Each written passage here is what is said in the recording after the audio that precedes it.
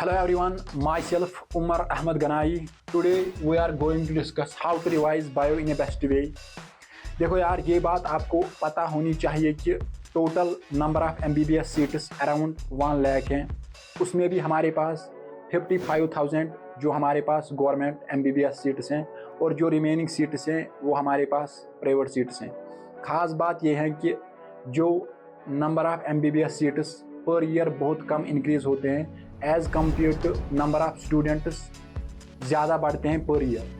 तो उसकी वजह से फिर क्या होता है, उसकी वजह से फिर कंपटीशन बहुत ज़्यादा इंक्रीज़ होता है और जब कंपटीशन बहुत ज़्यादा इंक्रीज़ होता है तो कट ऑफ फिर बहुत ज़्यादा इंक्रीज़ होता है। आप इस बात से अब अंदाज़ा लगा सकते हो कि जिस मेडिकल कॉलेज से मैं MBBS कर रहा हूँ, नीट 2023 और नीट 2024 एक ही साल में कट ऑफ 55 मार्क्स इंक्रीज़ हो गई। तो इस बात से अब अंदाज़ा लगा सकते हो कि मेहनत अब कितनी करनी है और कंपटीशन अब कितना बहुत बढ़ गया है। तो आपके पास अभी ऑलमोस्ट अक्टूबर, नवंबर, दिसंबर, जनवरी, फरवरी, मार्च, अप्रैल पूरे ऑलमोस्ट 7 मंथ्स कंप्लीट हैं आपके पास। तो 7 मंथ्स में आप आराम से आप नीट को क्रैक कर सकते हो अगर आप डेडिकेशन के साथ, कंसिस्टेंसी के साथ पढ़ोगे। नहीं, आपकी जो अभी तक पाथ थी अब आज से वो नैरो होनी चाहिए। नैरो इन द सेंस, अगर आप अभी तक कोई भी सोशल मीडिया का कोई भी प्लेटफार्म यूज़ कर रहे थे उसको आपको छोड़ना पड़ेगा। देखो, जितने भी हमारे पास MBBS स्टूडेंट्स हैं जो डिफरेंट मेडिकल कॉलेज से MBBS कर रहे हैं, हर किसी ने अपने अपने टाइम पर संघर्ष किया है। तो जब आप आज संघर्ष करोगे तभी आप मेडिकल कॉलेज में पहुंचोगे। और ऊपर से अब 610, 620 पर आपकी सिलेक्शन होने वाली नहीं है, तो आपको अराउंड 680, 690 स्कोर करना ही करना है, तभी आपकी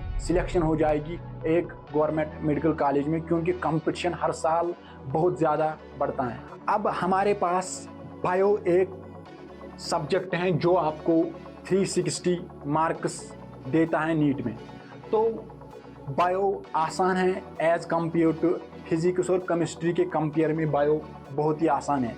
क्योंकि ख़ास बात बायो की यह है कि अगर आप बायो को अच्छे से पढ़ोगे, अच्छे से इसको टाइम दोगे, तो ये ऐसा सब्जेक्ट है जो आपको 360 आउट ऑफ 360 मार्क्स देगा नीट में। क्योंकि फिज़िक्स में अगर आप कितना भी टाइम स्पेंड कर दो या केमिस्ट्री में, उनमें आपको 1-2 क्वेश्चन गलत होते ही होते हैं। इसमें आपको कोई क्वेश्चन गलत नहीं होगा अगर आप इसको अच्छे से पढ़ोगे ही नहीं, वेल प्लान टाइम दोगे।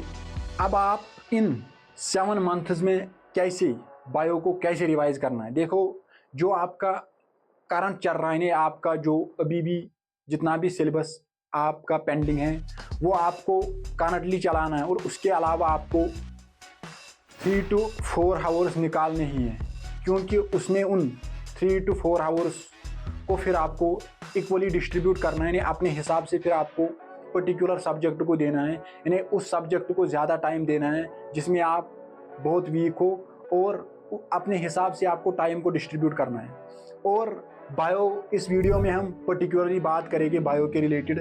तो 1 to 2 आवर्स सफिशेंट है बायो के एक चैप्टर को रिवाइज करने के लिए, क्योंकि 1 से 2 घंटे में आप बायो को आराम से, एक चैप्टर को आराम से आप रिवाइज कर सकते हो अगर आपने उसको पहले पढ़ा होगा। अगर आप फर्स्ट टाइम पढ़ोगे तो थोड़ा बहुत ज़्यादा टाइम लगेगा, अगर आपने फर्स्ट रीडिंग उसकी की होगी तो फिर 1 घंटा सफिशिएंट है। तो अब आपको रिवाइज कैसे करना है। देखो, रिवाइज करने के लिए आपको क्या क्या सोर्सेज इंपॉर्टेंट हैं, क्या क्या करना पड़ेगा, क्योंकि आपको ये पता ही है क्यों बायो में 360 आउट ऑफ 360 सारा कुछ NCERT से आता है। तो NCERT के अलावा आपको किसी और बुक पर फोकस नहीं करना है, तो NCERT पढ़नी है। अब अगर आप फर्स्ट टाइम किसी चैप्टर को पढ़ रहे हो ना, आपने लेक्चर के बाद अब आप फर्स्ट टाइम उसको रिवाइज कर रहे हो, तो पहले आपको क्लास नोट्स देखने ज़रूरी हैं, क्योंकि NCERT आपको डायरेक्ट समझ नहीं आएगी। तो क्लास नोट्स आपको पहले करने ही करने हैं, फिर उसके बाद आपको NCERT पर आना है। NCERT ने क्लास नोट्स रिवाइज करने के बाद फिर NCERT को पढ़ना है, क्योंकि अब मोस्ट ऑफ द स्टूडेंट्स ये कह रहे हैं कि NCERT अब याद नहीं रहती है। क्योंकि देखो यार, जब आप फर्स्ट रीडिंग करोगे NCERT को तो उसमें आपको बहुत कम चीज़ें जो आपको याद रहेगी, फिर आप जब सेकंड रीडिंग करोगे और चीज़ें याद रहेगी, थर्ड रीडिंग करोगे और चीज़ें याद रहेगी। तो ऐसे ही आपको चीज़ें याद रहेगी। और फिर उसके बाद एनसीईआरटी रीडिंग करने के बाद फिर उसके बाद आपको क्या करना है, फिर आपको एनसीईआरटी बेस्ड क्वेश्चन प्रैक्टिस करनी है। क्योंकि एनसीईआरटी बेस्ड क्वेश्चन प्रैक्टिस इसलिए इम्पॉर्टेंट हैं क्योंकि आपने एनसीईआरटी पढ़ी है। अब आपको ये लग रहा है कि अब मैंने जो चैप्टर पढ़ा है वो मुझे याद है कि नहीं, तो वो आपको समझ आएगा जब आप एनसीईआरटी क्वेश्चन बेस्ड करोगे, एनसीईआरटी बेस्ड क्वेश्चन करोगे। तो जब वो क्वेश्चन आपसे हो जाएंगे तो आपको फिर पता लगेगा जो चैप्टर मैंने पढ़ा था वो मुझे याद है, और आपको ऑटोमेटिकली फिर अंदर से कॉन्फिडेंस डेवलप होगा, जो मैं पढ़ रहा हूँ वो मुझे याद है। इस तरीके से आप उस 1 या 2 घंटे में एक चैप्टर को अच्छे तरीके से रिवाइज करोगे। तो ऑलमोस्ट अभी भी आपके पास पूरे 7 मंथ्स हैं।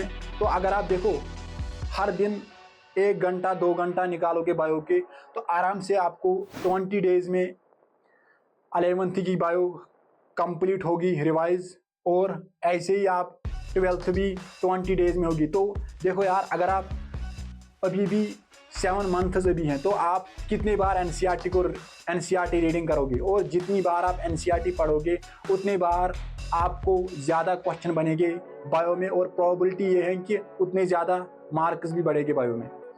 कुछ चीज़ें ऐसे होते हैं जो बायो में मतलब बहुत डिफ़िकल्ट लगती हैं, जैसे खास करके एग्जाम्पल, जैसे हमारे पास प्लांट किंगडम, एनिमल किंगडम में बहुत सारे एग्जाम्पल हैं, इन्हें वो याद नहीं रहते हैं। उनको आप कैसे याद रख सकते हैं, मैंने कैसे उनको याद रखा था, इन्हें आपको उनको लिख कर याद करने पड़ेंगे, क्योंकि वो ऐसे आपको याद होने वाले नहीं। तो जब आप उनको लिख कर याद करोगे और वो आपको फिर लंबे समय तक याद रहेगी।